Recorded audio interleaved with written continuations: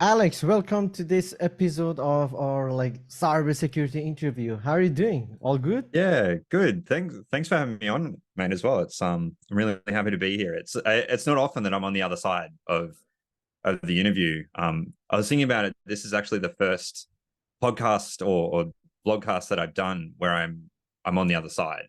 So no, I'm Wow. always the host normally. So it's a different experience being on this side. Yeah, that's good, man. First time for everything, and I feel honored to have you here, man. I've Thanks, been man. looking Yeah. forward to this call. So I guess we can maybe start with a little bit about your background. Maybe you could share a bit about yourself outside of work before we get into the fun stuff, cybersecurity stuff. Like Yeah. any interesting hobbies or fun facts about your life? Oh, well, we can start there. So obviously like work takes up a lot of my time. Um, and I do a whole bunch of different things related that's cyber related. But uh outside of that, I guess like I've got two dogs. So I have an Aussie Shepherd and a uh Kelpie slash cross Staffy as well. So Okay.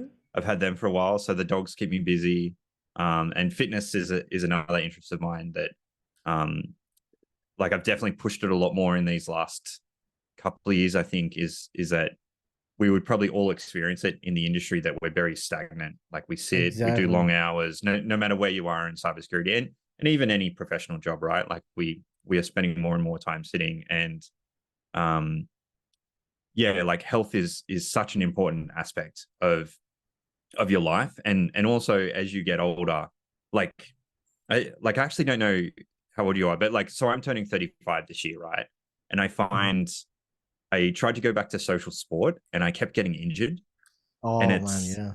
yeah. And it's just like you get injured. And if you're like a kid, you're like a teenager, you're like, you shake it off, you start playing again the next day, or you might have like a couple of days off and you're fine. Whereas if you get injured as an adult, you're like, oh man, this shoulder's been sore for like the last 8 months and it's just not getting better. And it's those kind of things. So for me, like that's health is just staying healthy and staying functional and Yeah, doing that. man. So We're getting old. it's yeah. You always heard about people complaining, but yeah, I honestly think like as I was getting towards my 30s, Mhm. it's just those little things that but it's because we stopped doing things, right? Like we stopped playing sport, we stopped being mobile. Um and you see a lot in the media, like the people who reach 90 and they're still living a really healthy life. Like they've just exercised every single day. So for me, that's it. The dogs, like walking the dogs, doing fitness, um, they're kind of like they're the priorities outside of work. And then anything else is kind of just hanging out with friends and that kind of thing.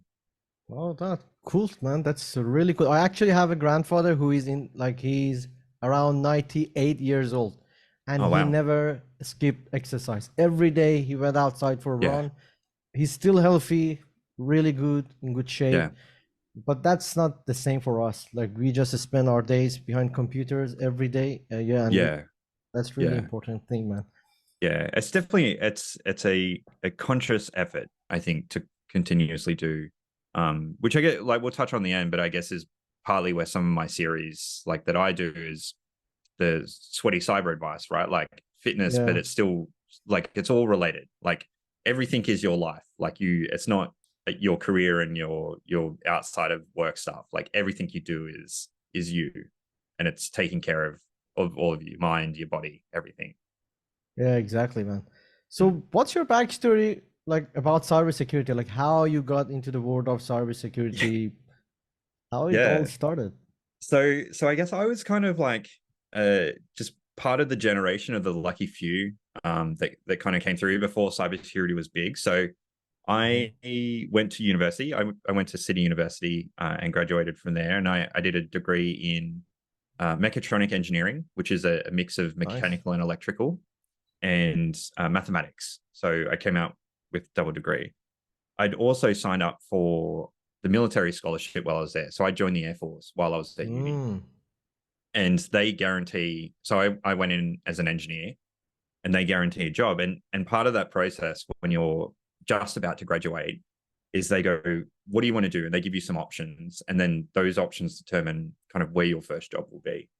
And a lot of people join because they want to work with planes. And I like people always laugh at me for this, but I have no interest in planes, even though I joined the Air Force, and I don't know much about planes either. I'm very terrible with that. But one of the jobs they offered, or one of the interests that they offered, was cyber. And at the time, this was when it was not big. Like, no one was advertising the fact that, or like reporting the fact that they'd had breaches. Like, so ransomware was not as big. This was 2015, and it was not in the media at all. It was kind of just wasn't talked about. And I was like, what's cyber? And the recruiting officer was like, oh, you just work with computers. And I was like, oh, That's okay. it, right? That was it. Yeah, that was literally like, I asked for a description of all the things, and he gave me like this long spiel of all the others. And then cyber was just like, you work with computers. And I was like, I like, the word sounds cool, and like I like working with computers because like I worked with microcontrollers and stuff. So I was like, that sounds really cool. And I ended up at the so in the Australian military, each service has one unit that deals with cybersecurity, and then there's a joint unit that does it. And I ended up at the Air Force one, which was in Adelaide, as we were just discussing before. And that's kind of where I got my foot in the door for cybersecurity. So when I first ended up there, I was in charge of the maintenance section. So we looked after kind of systems that either worked with aircraft or intelligence, or within the unit itself. Like, we had a whole bunch of computer systems. So I did that for a year, and then from there, at the time there was an incident response section within the unit. So Okay. I kind of got to like while I was there for the year, have a taste of the different areas. So like GRC, there wasn't pen testing, but they were kind of leading towards that. And then there was IR, and IR kind of, I don't know what it was, but it was the first time that I did something where I was like, this is what I want to do as a career. Like, it was that kind of moment that clicked where I was like, this is what I want to do with the rest of my life. Whereas before that, I was kind of like, oh, I don't know where I want to end up. Like, I don't know what job I want to do. Because as an engineer in the military, it's very broad in what you can do. So you can work with planes, you can work with ground systems, you can do management. Like, there's a whole bunch of different areas. But when I hit incident response, I was like, yeah, this is me. Like, problem solving, like hunting for bad, like constantly learning, because the industry always changes, as everyone knows. So like I love doing research, and I love learning new things. So for me, that just felt right. And that's kind of from that was the start of my career. Like, I started from there in the Air Force. That's interesting, because a lot of the people, when they hear the word cybersecurity, they just think of someone who is wearing a hoodie inside a dark room, just hacking and all that Yeah. stuff, which is not true in my opinion. Like you mentioned, you got interested in incident response. Yeah. Most people, they don't even know that these roles exist in cybersecurity domain. So my question is, what really got your interest in incident response? Like, you mentioned that problem solving and all of that, like, but there is something, I guess, there that you saw and got your interest. Yeah. I think it was from, like, when I think back to being a kid and the stuff that I was interested in, like, and like we to go back, like, we can blame the media on that whole image of someone in a hoodie hacking, and Yeah. it's also, it's an interesting thing as well. Like, when you do incident response, it's very hard to share the stories of incident response, because a lot of it is like, you either don't know fully because you don't have enough evidence, or you can't talk about it because you have like NDA disclosures and that kind of thing with the companies. Whereas you can generalize pen testing enough to talk about attacking a system, and there's a lot more media around that you look at the stories. So what that definitely drew me. Like, when I started getting into cyber, like Hack the Box was just starting back then. The kind of only big certification, when I think about it, were either the SANS certifications, which had been around for a while, but they were very law enforcement focused at the time, because that was their biggest market, and OSCP from Offensive Security, which is another pen testing certification. And the industry was very sparse back then in terms of training. So when you were looking at cybersecurity, you were kind of almost funneled into pen testing, because that's where the education was, that's where the media was, like that's where all the stories were, and people had all these really cool stories, and you're like, cool. But what drew me was that when you look at those pen testing stories, or you hear them, or when you were doing like CTFs or playing Hack the Box, what piqued my interest was like I was like, okay, like I'm attacking this machine, but what evidence am I leaving behind? And Yeah. how could I track myself? Like if I'm not deleting things, like how could an adversary or how could a defender track me? And for me, that was very Sherlock Holmes, like piecing all the evidence together. And I love kind of the Sherlock Holmes story growing up and being a detective and an investigator and figuring out how someone got in, what did they do, like did they take anything, like what, trying to figure out what their motive was. And this is all from the fact of you don't get to interview the person. Like it's all just this evidence that's sitting there and you have to piece it together. So kind of that whole puzzle, and what I equate it to that's fun is kind of like those escape rooms, right? Like you need to figure out Yeah. all those puzzles that you put together to escape the room and get the fastest time. So for me, like I think that problem solving and how you go about problem solving, because you can do the same in pen testing. Like how do you get into a machine? You have to string together a whole bunch of stuff. But for me, it was how do I prove beyond a doubt that this is what they did and I can track them through. That's really what drew me to instant response. Yeah. And it still excites me now. Like I've moved away from instant response at the moment, but that's that still interests me in that. Like I love doing CTS and like gamified learning that is instant response kind of stuff. Mhm. Because it's still fun to achieve that at the end and get the answer. That makes sense. And it's far more challenging because there's more pressure on you, I think. For pen Mm. testers, they just do a pen testing, they provide a report. Here are the weaknesses you have in your system. But let's say an incident happened inside an organization. Now Mm. you are responsible to actually find out what happened, contain or eradicate it, right? Like I think it's Yeah. puts more pressure on you with that Yeah. role. I think so, because it comes back to those three questions that organizations always have, which we always try and answer in instant response, which is how did they get in? What did they do?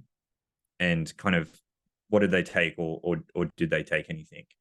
And often the hardest question to answer, at least at all, is how did they get in? Because people don't Mhm. have logs that go back far enough to see how they got in. And then the Yeah. next question, what did they do? Like I can tell you what they did back to a certain point, because again, you don't have logs going that far back. Kind of what they did after that and did they take anything is generally, like if we're talking ransomware threat actors, that is generally easier to answer. One, because they're posting it on leak sites. Yep. But generally you have enough logging through network logging or what they access on the system to at least estimate what they took. So if they access like a file server and you know they exfiltrated, say 50% of the data, well, I could say with certainty that 100% of that data is at risk in that file server, because we don't know what they took, but they definitely took 50% of it. So those kind of questions are easy to answer, but it's always how do they get in? Because if it's, you always worry like, is it a 0-day? Is it this system that we have no monitoring on, that they got in through a file server that's no longer monitored anymore?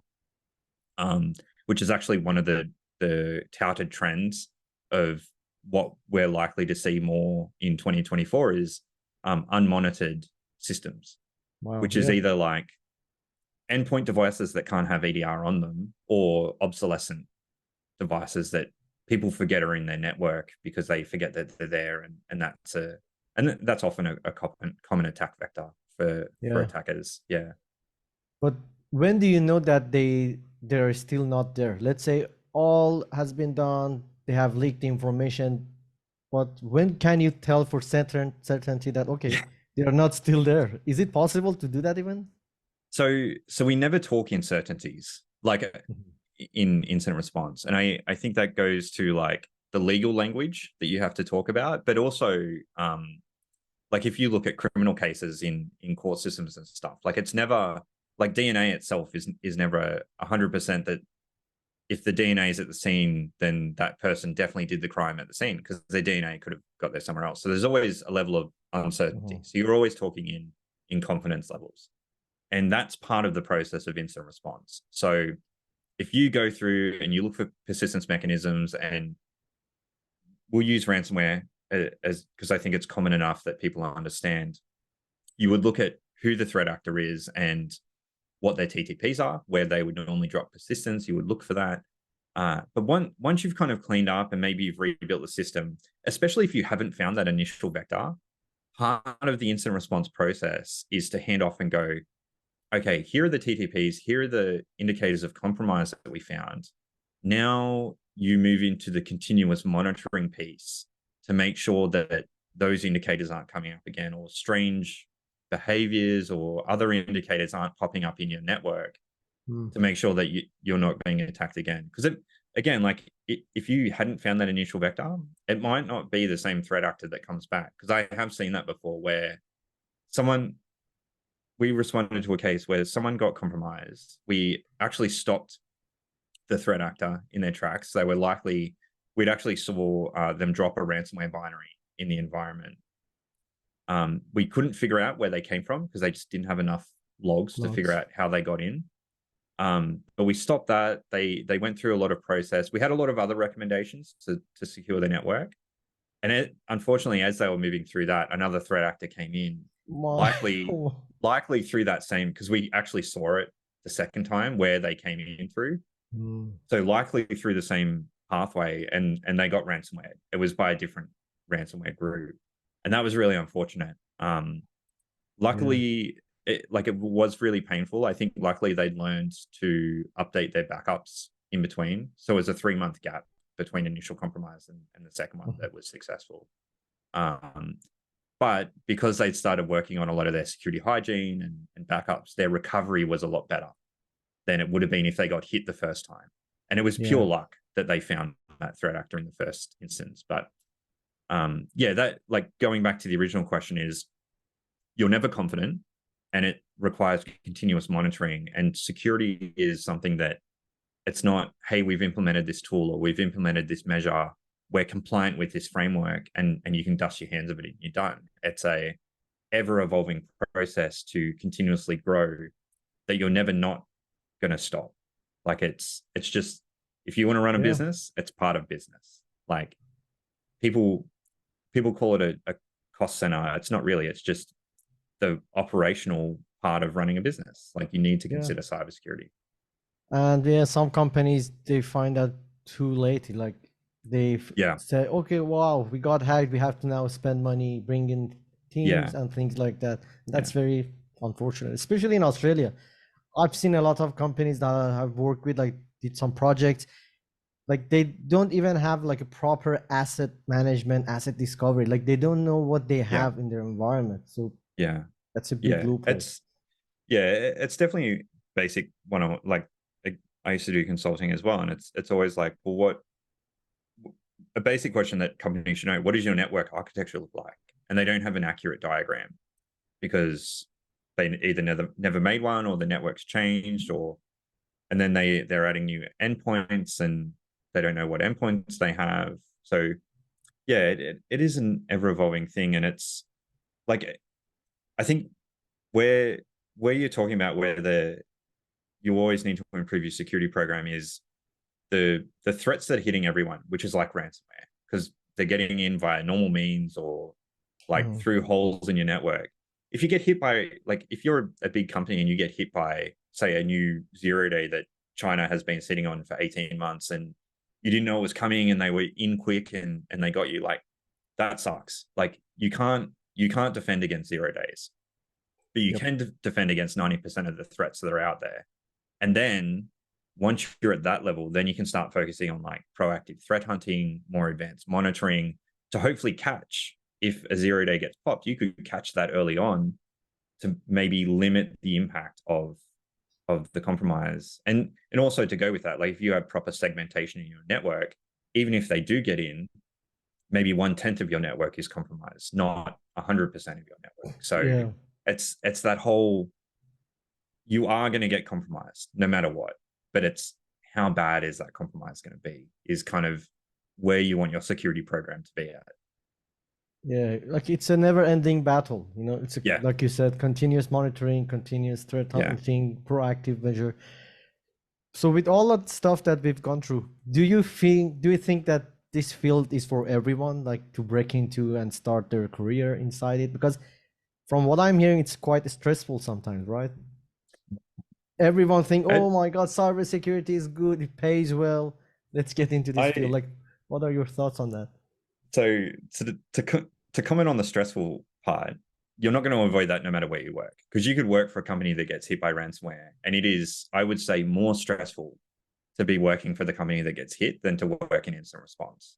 Because Mm. I see people, they've never dealt with an incident before, and their company gets hit by ransomware, and then the ransomware finishes and they quit, or they need to take stress leave. Or I did an incident response once where I walked in and I spent a couple of hours sitting in the server room with the lead IT guy, and he was just crying because Wow. he, for him, that was his network, and he was trying to secure it as best as he could, and they still got popped. Like, it wasn't his fault. Like, it was legacy stuff that he was trying to fix that a threat actor just found and managed to get in and ransomware the network. But you see the level of stress that people go through in that situation, and it's kind of heartbreaking. So stress, you're not going to avoid no matter where you work. You can't avoid kind of cyber or attacks or anything, no matter where you work.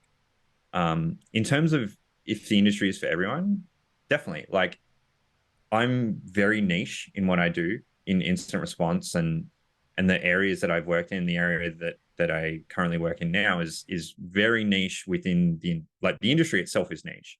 Where I work is very niche, but there is spaces for everyone. Like, you could work in consulting, you can work in the legal side, you can work in communications, um, you can work in obviously like pen testing.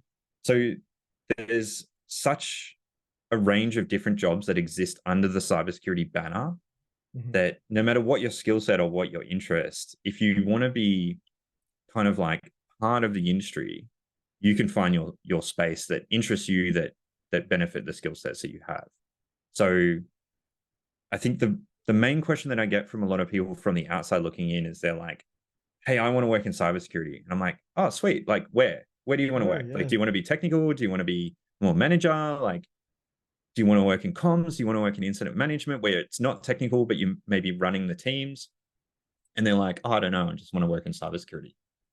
And then it's the question of, well, what are your skill sets? What do you actually like? What does a fun job look like to you? Like, do you enjoy being super technical, or do you enjoy working with people? So I think it's the same as a lot of industries. It's just that it's maybe not as well known what cyber has to offer in the different Yeah. areas. And that's on both sides of the fence. Like, it's up to the people looking to get in to do the research, and then it's up to our industry to be better at communicating what those different jobs are. um, and that's sometimes hard because the industry is evolving. Like, we're still kind of defining the different roles. And just because your job doesn't have like cyber in the title doesn't mean you don't work in cybersecurity. I had this woman who reached out and she was like, oh, I want a mentor because I want to work in cybersecurity. And we met up, and I was like, oh, so what do you do? And she was like, oh, so I work for this research group where we build applications that like go on satellites, and I help write and like maintain the servers that pass the information back, and I help secure the servers. And I was like, so Cybersecurity. it sounds like you work in cybersecurity. It's just like your title is just infrastructure engineer. Like, and she was like, oh yeah, like that kind of makes sense. And I was like, I don't think you would have a problem moving into another cyber job because you're already doing the work. Like, you have a programming background, you have an infrastructure network background, and This is great. you're following like she was following the best practices from the ACSC on how to secure data. I was like, you're doing more of a cyber job than most people in the industry, really. Like, it's just you don't have the title. So Yeah. like, I think people need to consider that as well, as you could already be in a Yeah. cyber job, you just don't realize it. I think media is at fault here. Like they just portray cybersecurity as pen testing, hacking. Yeah. That's their fault, in my opinion. And people don't do their research properly. They don't seek mentorship and all of that.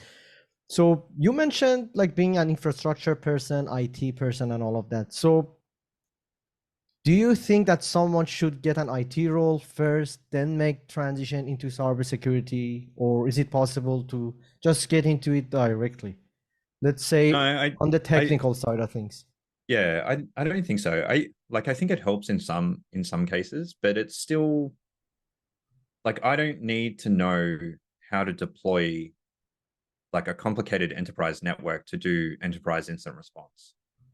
Because I like there is a crossover to skill sets and knowledge, but I don't need to be a professional for 4 years to be able to do it. Like, and this is coming from my own personal experience of like I didn't do it. Like I'm not an infrastructure person. I don't have a network background. I had a microcontroller background from university and then came into the industry. I think there's to be good at your job, and I think this is true of anything. To be good at your job, you should have a broad knowledge of a lot of things. So I'm never not learning. And I think the best Mm, people in the industry and the people who are way better than me, like you see their advice all the time is keep reading books, keep reading blogs, keep doing like doing courses that interest you that is going to help be beneficial on the side. Now that doesn't have to be technical either, because as you move up in the industry, whether you like it or not, like if you want to stay technical, you still need to deal with people, you still need to generate reports, you still need to at some point mentor, and we should mentor the next generation to help them step into the role that we're doing, because we need more people in the industry. Now, all of those skill sets are soft skills. So a lot of people and soft skills and managerial skills are not, none of us are born with an innate skill at all. It's all learned. So if you don't have that skill set, do a course in it or get your own like you may be the most technical person ever, but you need a mentor who's good at managing, because mhm. then they can help you be a better manager to help train the next generation. So, but again, like this is not unique to cyber. This is whatever career path you choose in life. Like you need a broad range of skills to be the best at what you do. If you want to be average, go ahead and be average. But I don't think Yeah, anyone wants to be average, right? We all want to be yeah, better. yeah. You have to So do the hard work. Volume is yeah, king. Repetition, doing it every day, repetition. and Yeah, not quitting as well. Because a lot of people just quit. They apply for yeah, few jobs, they get rejected. Oh, I'm not made for this. I don't want to do this anymore. yeah, yeah. It's nothing comes overnight, and I think like I was victim to this when I first started as well. But you look at people who've been in the industry for a while, and you're like, man, this person's so good. They're so successful, and they know so much stuff. Like I'm never going to be there. But like I may be watching their YouTube channel, which has been around for 20 years, and they've got 30 years experience. So of course, if I find them now and I look at them, they have 30 years experience on me. Like, Yeah. of course they're going to be amazing, but they would have started from nothing as well. Like we all start from zero knowledge Yeah. and we build up over time. So it's a slow progress. It's never a race. It's don't try and burn yourself out, but just continuously chip away. And if you keep chipping away at it, then you'll reach that point. And the funny thing is people don't think about it, but they'll reach that point, and in 10, 15 years time, someone else who's just coming into the industry will be like, oh man, that guy's so amazing, or that girl's so amazing. Like they know so much stuff, and they don't realize that they're now in the same All the spot. hard work exactly Yeah, that they've they're in gone that through. same spot that they were looking at the other person at. So it's focus on your own journey. Like use others to kind of inspire, but don't compare. Yeah. I mean, for everyone's who is watching this, I was actually a musician myself when I Yeah, started my IT journey. I had no idea about IT or things like that. I just like computer, just like you. yeah, So it is possible, but I had to do the work to reach yeah, yeah, this yeah, point. It's yeah, not easy. If it was yeah. easy, everyone else would have done this. I always tell this to everyone. Oh man, I like part of my podcast series is just talking to people, and some of the jobs people have come from is like amazing. Like just like baristas. One guy that I work with used to be a restaurant manager and was just like, you know what, I want to be a cloud engineer, and just started doing courses, and now he's a cloud engineer. Like so, Nice. yeah, it doesn't matter Doesn't matter where you came from. And again, general advice for all careers, like don't, and I think this is more true for our generations coming through now, is that like gone are the days where you sit at a company for 30 years. And it's also true that gone are the days where you pick a career and you stick in it for the rest of your life. Like if you, like I have a friend who used to work for it was like emergency services, like for the state, and like Mm-hmm. doing incident management. And they were like, oh, I'm kind of over this. I want to be a doctor. And they decided to become a doctor at 40 and went back to uni, did all that, and is now a doctor. Like Wow, that's people kind of amazing, think, man. yeah, people kind of think, oh, you have to come out of school and go to uni and be a doctor that way. Like, no, like there's no age cap on what you want to do. If you want to do something, like it's a risk, but look at what you need to do the work, get there. Like it's just That's good to simple. know, man. Because I've seen a lot of people on LinkedIn telling everyone, no, you should get yourself an help desk job, stay there for 3 or 5 years, then think about cybersecurity. But Jeez, your opinion is that yeah, three or three or three four or is 5 years just is a long time. I would not be in a help desk job for that long. exactly, man. That doesn't make sense, which is good to Yeah, know. What yeah. are your thoughts on like degree or certifications? But I have my own view on that, but I'm not going to talk about my own view. Let's hear yours. I'd love to hear your own view after mine. If you're going, no, for any level, I definitely don't think you need a degree. I think because unless the job requires it. So I will caveat that. So if you're like, for example, so for me to go into the military as an officer, I have to have a degree to be an engineer or in cyber. That's just a job requirement. So Hard requirement, yeah. hard requirement. If it's a hard requirement, sure. In general, I don't think there is that many cybersecurity degrees still out there at any university that would satisfy a single job. They're very generic, so they teach you a lot of basic skills. But I've covered before, I think you can go get those skills from YouTube for free. And as long as you put in the effort and work to learn it, because I think the structure of a degree forces some people to learn because they're in that framework, they're in that mindset. But you can do it all for free by yourself. Um, Experience always trumps certifications as well. So if you're like, I think for a lot of people, if they're coming from outside the industry and they're like, oh, I need to get some certifications to do entry level job.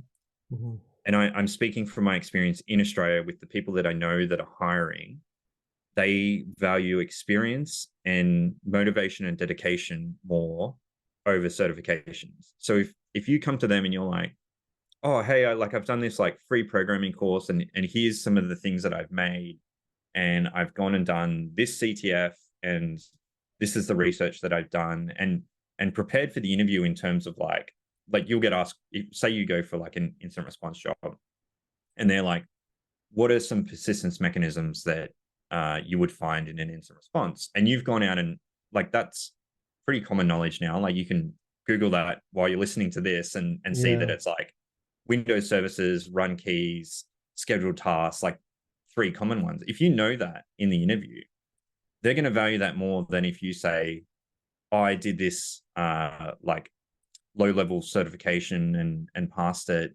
and you don't know the answer to that. And No just one because you cares, have general exactly. knowledge, yeah, no one cares. So I think the industry, the industry 10 years ago was like, and we've all seen the memes of like, you need 3 years experience in CISP, which is ridiculous. Um, to now, hey, if you've got these certifications, that's good, but they're not required.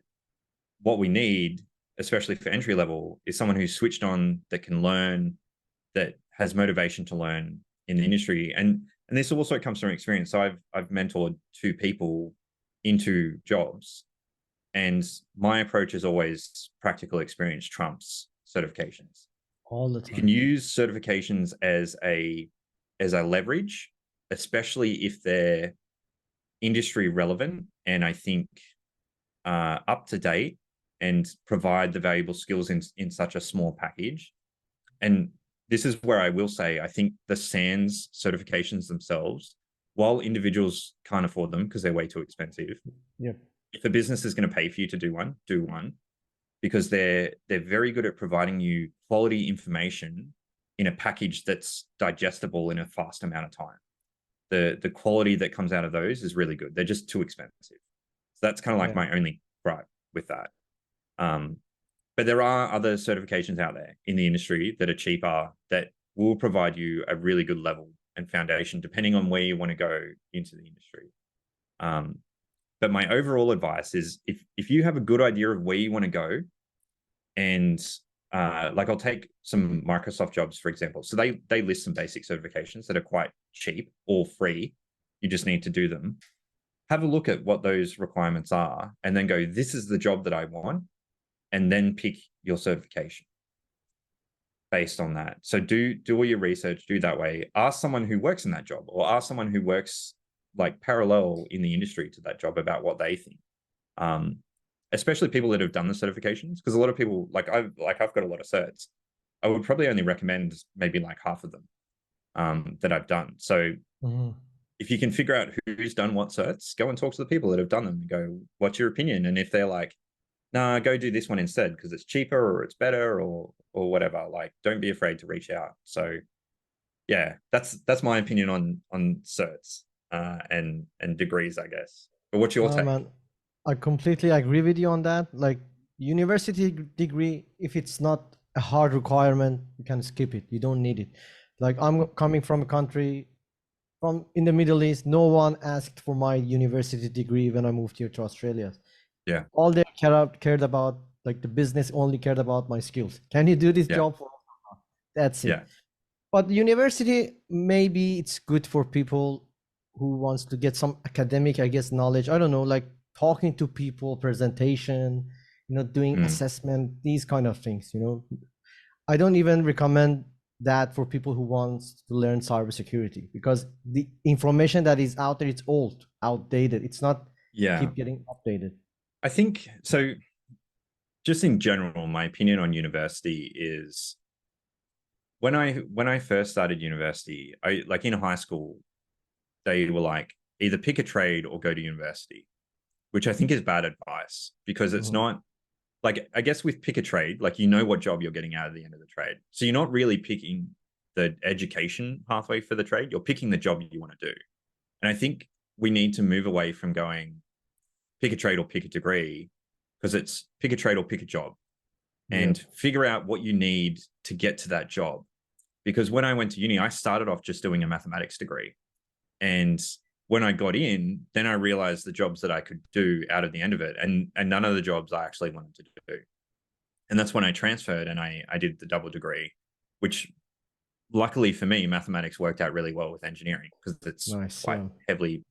So I was just fortunate that I already picked a degree that benefited the second degree that I picked. But the reason that I picked engineering was because I was like, I want to go on this military scholarship and I want to be an engineer for the Air Force. So I picked my goal, and then I step back and go, how do I reach my goal?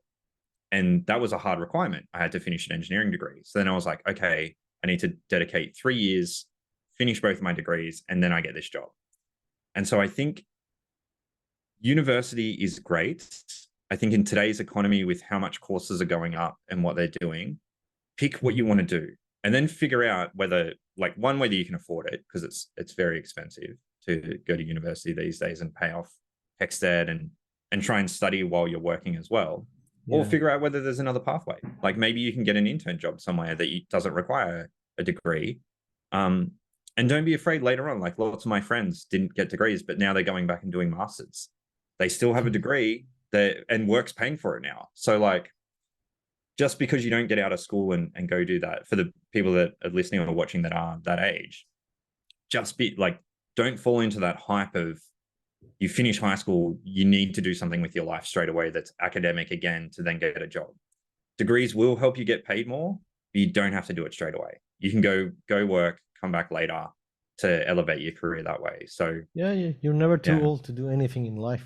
Oh, never. Yeah. Exactly. And again, you can change careers. That friend that became a doctor, she did a medical degree at 40 and is now a doctor. So yeah.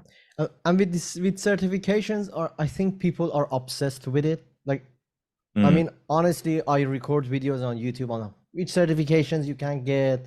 This is the pathway if you want to become, let's say, a network engineer or things like that. But people are obsessed with it. They think, okay, if I get these certifications, I'm going to get a job. Yeah. But in my opinion, certifications, I think, like a roadmap. They give you a structured learning process. Let's say Yeah. you want to learn foundation of cyber, Yeah. you can watch the content of Security Plus and just learn it. Yeah. Then Yeah. do the thing. You don't need that paper, I guess. That's my opinion. No, no. And if you think about it, like certifications aren't there to help you get a job. Like that's not their business model. They're there to make money. And they're also there to kind of, like, if I think about certain certifications, um, and like I'll point out SANS. Like I think SANS is big boy enough to handle this Mhm. because they are the leaders in the industry in terms of content that they make, and it is really good. Really What good, I yeah. what I dislike is the continuous payments through GAC to maintain your certification. Now, some jobs may require that, and especially like law enforcement. When I think about it, you have to maintain those type of certifications. But for the general person, it is quite like I remember I finished one of my certifications. I let one expire because like I let those certifications expire. Like I've done them once. I'm happy Me too. to let them go. But I let the first one expire, and then they sent me an email, like it was automated.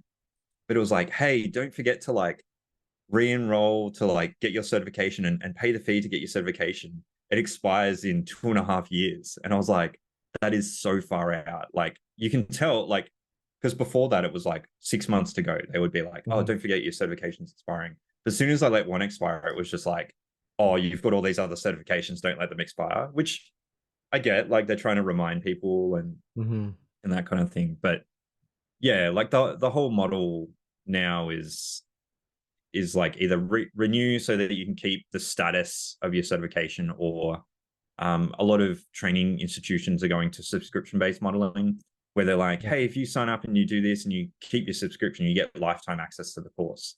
Now that's just like a gym membership, right? Like you're not, Mhm. are you really going to go back and revisit the content in that certification? Not Probably sure. not. Like Yeah. what kind of value are you getting out of that of maintaining that access? So yeah, I think people need to view certifications as a means to an end or to learn something specific and then just move on from that. Like That's it, yeah. they're a tool to get you where you want to be, and that's all they are. Yeah, makes sense, man. Totally makes sense. Now you mentioned like job market and all of that somewhere today. Mhm. What I've seen honestly, and it's quite, I guess, disheartening maybe. Most of the jobs that I've seen so far, they require a lot of things. Like I don't think there's any entry level cybersecurity roles out there, even in Australia or in the United States. Like they specifically mentioned we need someone with 3 years of experience. I Mm. mean, I get it. We need more people, and of course, businesses are looking for people who can get the job done, get there fast, because they don't have the time to train and teach these people. How can someone like fix that problem, like as an entry level person? Yeah. So there's two parts to this. So in general, and like I've spoken about this before in my content, but I don't think entry level means entry level in cybersecurity, and I'll cover off on that in a sec. I think the other part is when you look at companies that have good hiring directors who are in the teams and understand the industry, the job descriptions that are coming out are actually really good. So for entry level jobs, they don't have a lot of key requirements that they require, but they do have a lot of like preferred Mhm. qualifications or experience or whatever it is. And that's really good because it means like in the competitive market of entry level jobs, if you can satisfy a lot of the like additional stuff, you're ahead of the pack. But it means that the entry level for people to actually apply is quite low. So there's no key requirements there other than kind of like don't be a shit person, and that's completely fine.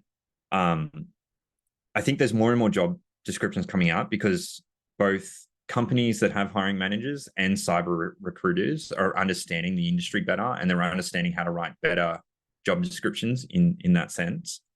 Um, the problem with that is with the industry as a whole is those jobs are being snatched up really quickly because we have a very big gap in that senior to lead to principal level in cybersecurity.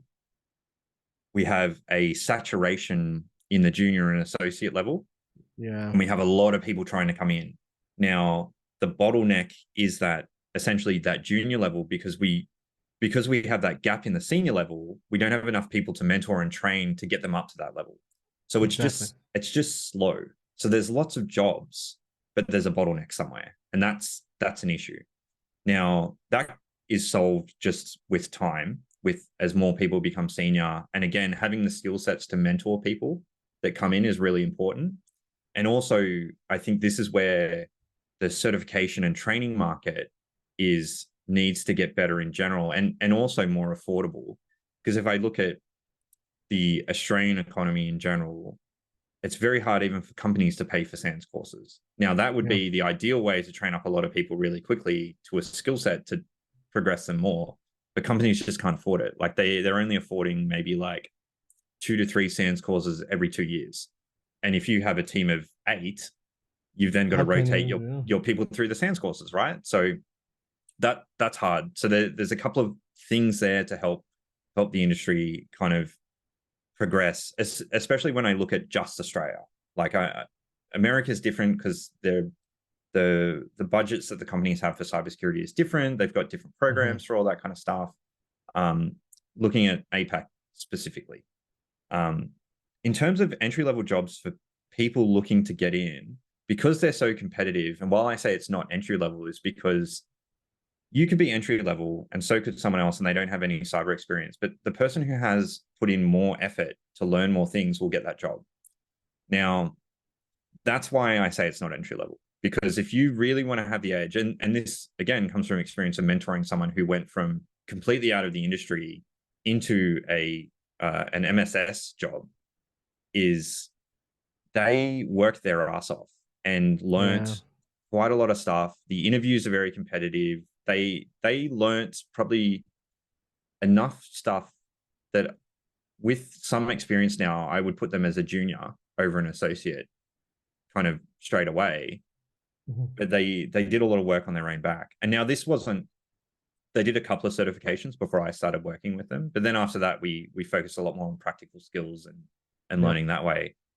But if they hadn't have done that and they went into that interview, like, sure, they fit the job description. But they had They're nothing to entry talk level, about. they're an associate, but they're competing against those people.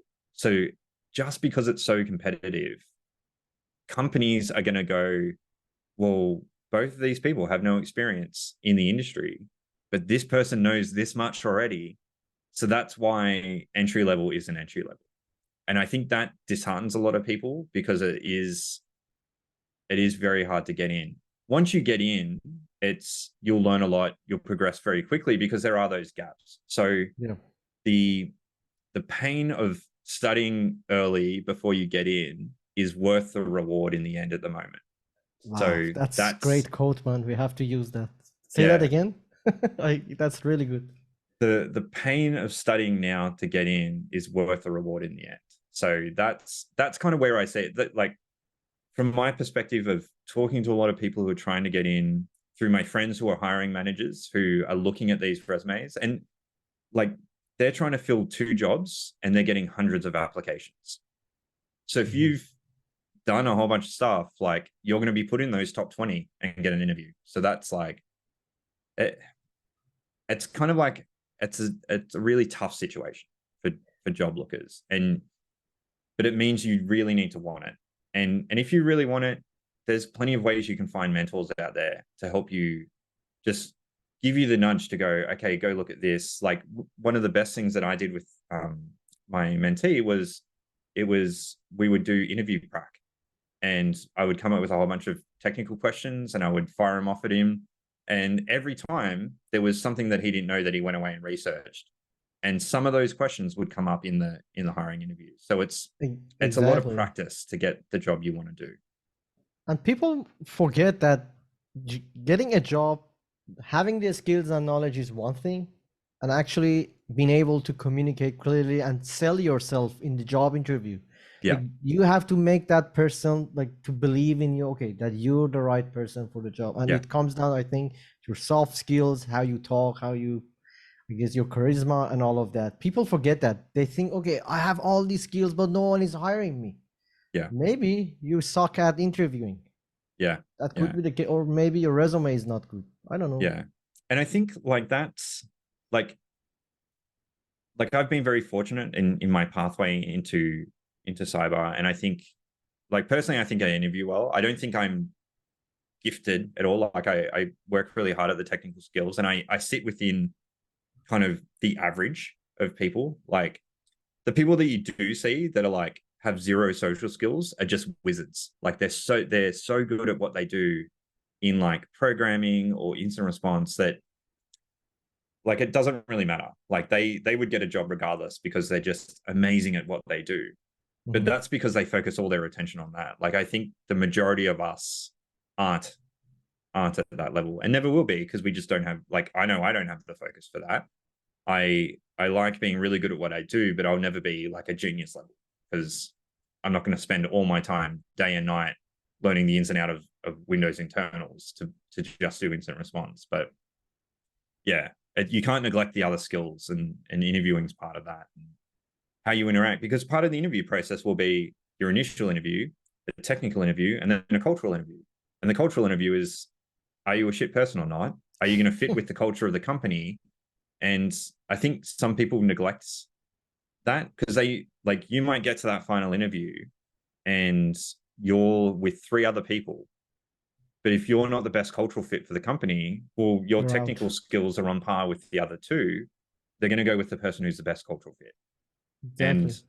I think these days the cultural fit is like even if your skill set was slightly below someone else and going into that final interview, people would rather take a cultural fit over someone who's slightly ahead of you technically. So Makes sense. if you can work on those skills, you actually have a benefit of getting in and getting a job. Oh, that's really good advice, man. I guess we're nearing the end of our chat, so I guess I'd love to hear more about your current projects. What do you Yeah. do? Maybe about your YouTube channel, podcast. What's the ultimate goal, I guess? Yeah, yeah. So like I looked back at the end of last year. I think I've been doing podcasting for probably almost 2 years now. So I started with Forensic Focus is one of the ones. So that's not my company. I just co-host with a mate. But then I started my own YouTube channel and podcast. So Hardly Adequate. We can share some links in show notes and stuff. So I've got a website which links everything. I've got a YouTube channel which I do long form and shorts videos. And then I've got a podcast where you can get from kind of anywhere you get your podcast from. And in the podcast, I cover off on, I interview people for their career journeys. So similar, I guess, to what we've talked about here. Yeah. And also just interesting topics. And then I do a short form where I release that every week. Coming up, so I definitely want to expand more on doing more technical content on my YouTube, which I used to do a lot more of and then kind of dropped off because I was trying to juggle two jobs. So there'll be more of that to come. And I love education. So like I'm working with a company at the moment, and then I want to start slowly building over time my own content. And that's still long-term goals. So that's kind of like 12 months plus. Where I'd like to release some technical content. I'd love to get into schools and teach as well. And I Wow, think the that's best nice. way to get people into cyber and just improve cybersecurity is to teach as young as possible. To have, because again, no matter where you are, cyber is going to affect you because we all use computers, tablets, phones, and having a kind of like a social baseline of cybersecurity, I think is important for all of us because scams don't or attackers don't always attack companies. They attack individuals and their banks and all that kind of stuff. So future goals for that to look out for. But yeah, in the meantime, just more YouTube, more podcasts. And yeah, maybe some more podcasts like this where I'm on the other side, Yeah, which was of nice. course, man. Why not? Yeah, you've done a really great job today. And I'm going to make sure that I put the link into the description for people who are watching this, I'm going to put all the links in the description. Make sure to check out Alex's content on YouTube and his podcast and his website. I guess where they can find you, like get in touch with you. Is it Twitter that you're most active on, or is it LinkedIn? Like, what social media you use daily? Yeah, so I'm on LinkedIn. Like I'll check that kind of every day. I run my own Discord server as well, so you can find the invitation for that through my website. So yeah, click on the link in the description. You can get linked to Discord that way. I'm always on Discord, so Oh, that's good. that's kind of like a social server, cybersecurity. Like sometimes we game in there. We share news articles, and all my content gets posted into one of the channels in there as well. So if you're interested in having a chat, yeah, probably LinkedIn or Discord's the best way to get in contact. Perfect. That's awesome. So, what piece of like final advice or wisdom would you like to share with people who are watching this? Maybe life, I think, cybersecurity, anything. yeah. I think to come full circle from what we started with is no matter what you're doing, make sure you take breaks, take rests, look after your health. Because at the end of the day, like if you're not healthy, you're not going to be able to do anything else. So eat well, exercise every day. And exercise doesn't mean you have to go to the gym or join a CrossFit cult or anything like that. Just get out in the sun, go for a walk. So that'd be my advice for everyone to take. Just be more active. Awesome, man. Thank you so much for being here. I've learned a lot from you, and I appreciate you being here on this interview. Thank you so much. Awesome. All right. Thanks, mate. Cheers. Thanks for having me, man. No worries, man.